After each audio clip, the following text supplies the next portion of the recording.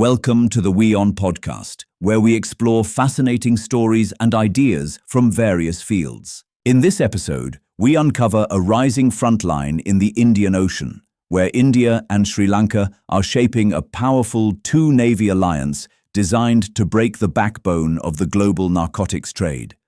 And the scale of that threat becomes clearer the moment you trace the journeys of these illicit vessels. When you look at the recent narcotics seizures in the Indian Ocean, a pattern begins to form. Almost every major interception involving heroin or methamphetamine has one detail in common. The vessel either departed from Pakistan's Makran coast or followed a route known to be used by Pakistani trafficking networks. As interdictions increased, India and Sri Lanka began realizing that no single navy could manage this threat alone. The Arabian Sea is too wide, the routes are too adaptive, and traffickers have grown too sophisticated. This is how the India-Sri Lanka Maritime Partnership evolved from routine neighborly cooperation into a structured, intelligence-driven counter-narcotics arrangement. It is not loud or dramatic. It does not rely on declarations. Instead, it grows through consistent operational behavior, joint patrols, shared intelligence, coordinated interceptions, regular communication between maritime operations rooms.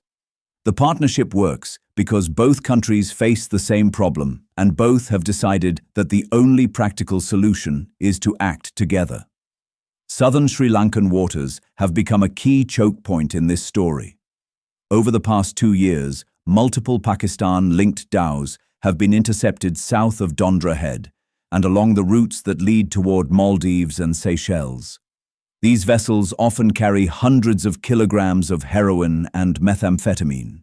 They are not simply passing through. They are following pre-arranged coordinates for delivery or transshipment. India's presence in this space comes from two directions.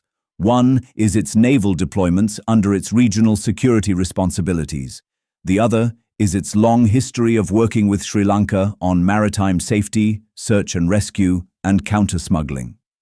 The Indian Navy, the Indian Coast Guard, and Sri Lanka's maritime forces share information almost instantly when a suspicious vessel is spotted. The process is smooth because it has been built over years of joint exercises, coordinated patrols, and training exchanges. The cooperation has practical results. Consider the large seizures made by Sri Lanka in the southern seas. Many of those operations were supported by intelligence shared by India. The intercepted vessels often show signs of long-distance travel from the Makran coast. Their fuel capacity, storage modifications, and route behavior match the same patterns seen in CMF Bahrain intercepts.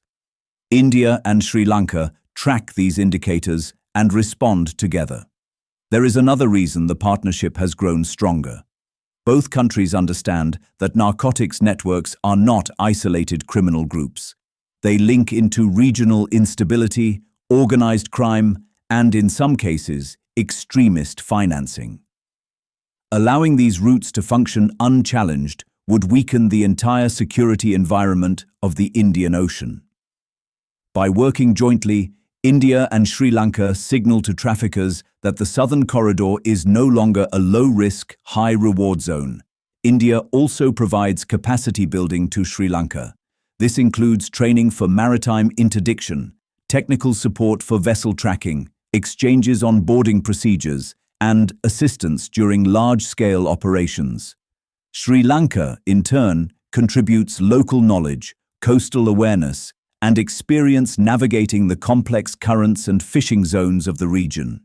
The arrangement becomes mutually reinforcing. The partnership is not just tactical. It carries strategic significance.